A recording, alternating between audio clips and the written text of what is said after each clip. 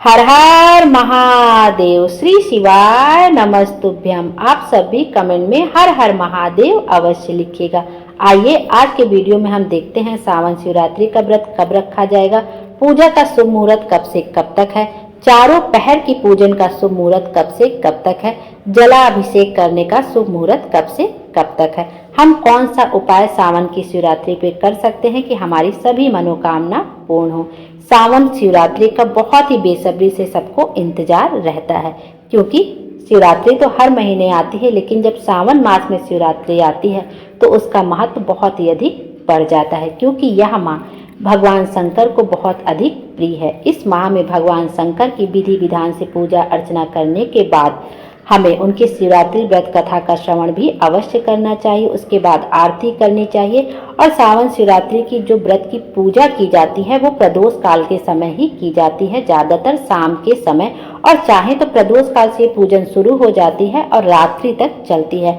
चाहे तो आप चारों पहर की पूजन कर सकते हैं या प्रदोष काल में भी केवल पूजन कर सकते हैं। प्रदोष काल का समय वह होता है सूरज अस्त होने के 45 मिनट पहले से लेकर जब सूरज अस्त हो जाता है उसके 45 मिनट बाद तक का समय प्रदोष काल कहलाता है।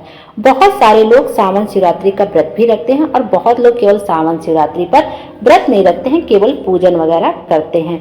आइए अब देखते हैं सावन शिवरात्रि का व्रत इस बार कब रखा जाएगा। इस बार सावन शिवरात्रि का व्रत 23 जुलाई दिन बुधवार को रखा जाएगा। हिंदू पंचांग के अनुसार सावन माह की शिवरात्रि कृष्ण पक्ष की चतुर्दशी तिथि को मनाई जाती है।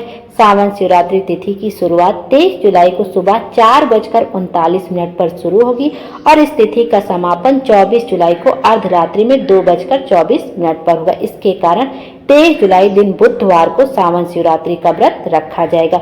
सावन शिवरात्रि का जो पूजन का जो सबसे अच्छा शुभ मुहूर्त है वो आपका निश्चिता काल है। रात्रि के समय 24 जुलाई को रात में 12:25 से लेकर 1:08 तक रहेगा।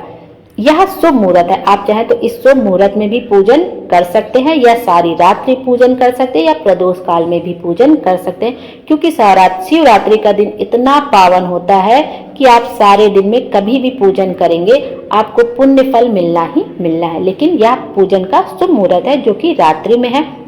अब चारों पहर की पूजन का शुभ मुहूर्त भी हम देख लेते हैं। जो प्रथम पहर पूजन का समय है वो शाम को 7:26 से लेकर रात में 10:06 तक रहेगा। प्रथम पहर का पूजन प्रदोष काल में ही किया जाता है। दूसरी पहर का पूजन का समय रात्रि में 10:06 से लेकर आपका 12:46 तक है, तब तक 24 जुलाई लग जाएगा। फिर तीसरे पहर के पूजन का समय है रात्रि में 12:46 से लेकर सुबह 3:27 तक। फिर चौथे पहर के पूजन का समय है 3:27 से लेकर सुबह 6:07 तक। तो सारी रात्रि ही पूजन किया जाता है, जागरण किया जाता है। सावन शिवरात्रि में पार्थिव शिवलिंग बनाकर भगवान शंकर का पूजन किया जाता है और जब आप रात्रि जागरण करते हैं तो अगले दिन पार्थिव शिवलिंग का विसर्जन करते हैं।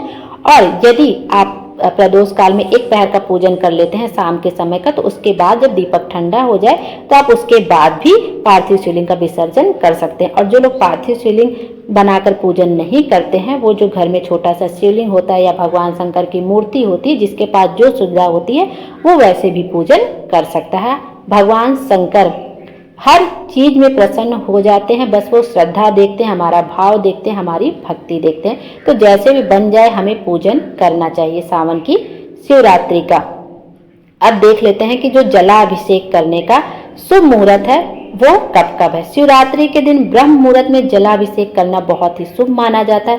तो सावन की शिवरात्रि तो 2 लोटा जल हमें अवश्य ही शिवलिंग पर समर्पित करना चाहिए। एक हाथ में एक लोटे के ऊपर एक लोटा रख के हमें मंदिर जाना चाहिए और शिवलिंग पर जलाभिषेक करना चाहिए। यदि हम कांवड़ लेकर नहीं जा पा रहे हैं तो 2 लोटा जल हमें कम से कम शिवलिंग के ऊपर सावन की शिवरात्रि पर जरूर ही समर्पित करना चाहिए। पहला शुभ मुहूर्त जलाभिषेक का है 4:15 से लेकर सुबह 4:56 तक। फिर जलाभिषेक का दूसरा मुहूर्त है सुबह 8:32 से लेकर सुबह 10:02 तक। ये सुबह के शुभ मुहूर्त हैं जलाभिषेक करने के। वैसे तो सावन शिवरात्रि पे सारा दिन आप जलाभिषेक करिए, सारा दिन पूजन करिए, सारा दिन ही शिव जी का, पूरा दिन पूरी रात्रि आप मगन होकर पूजा पाठ करते रहिए। भगवान शंकर बहुत ही ज्यादा उस दिन प्रसन्न होते हैं। और भगवान का आपको चरणामृत पंचामृत से स्नान जरूर कराना चाहिए। पंचामृत में आप दूध, दही, घी, शक्कर सब कुछ मिला लीजिए, शहद मिला के आप पंचामृत बना लीजिए, थोड़ा गंगा जल मिला के उसमें मेवा, पंचामृत से स्नान अवश्य कराइए, जलाभिषेक जरूर करिए। जैसे भी आपसे बन पड़े पूजन अर्चना करिए। जो चीज़ उनको समर्पित करनी है आप भाव से समर्पित करिए। फूल है, धतूरा है, समी पत्र है, बेल पत्र है, जो आपको मिल जाए आप वो समर्पित करिए भगवान शंकर को। अब देख लेते हैं कि सावन शिवरात्रि के दिन हम कौन सा उपाय कर सकते हैं जिससे हमारी सभी मनोकामनाएं पूर्ण हो। सावन शिवरात्रि के दिन आप एक खास उपाय यह कर सकते हैं कि आप अपने हाथ में 108 चावल के दाने ले लीजिए या मूंग के दाने ले लीजिए। अपनी हथेली में 108 चावल के दाने या मूंग के दाने लेके शिवलिंग के ऊपर अपनी मनोकामना कहते हुए समर्पित कर दिए। 3 से 3.5 महीने में आपकी मनोकामना जरूर से जरूर पूरी होगी। चाहे जितनी बड़ी मनोकामना होगी आपकी जरूर से जरूर पूरी हो जाएगी। 108 जरूर कोई ना कोई चीज हमें भगवान शंकर को समर्पित करनी चाहिए। वो भी सावन की शिवरात्रि में हम समर्पित करते हैं तो वो हमें लाखों करोड़ों गुना होकर हमें वापस मिलता है।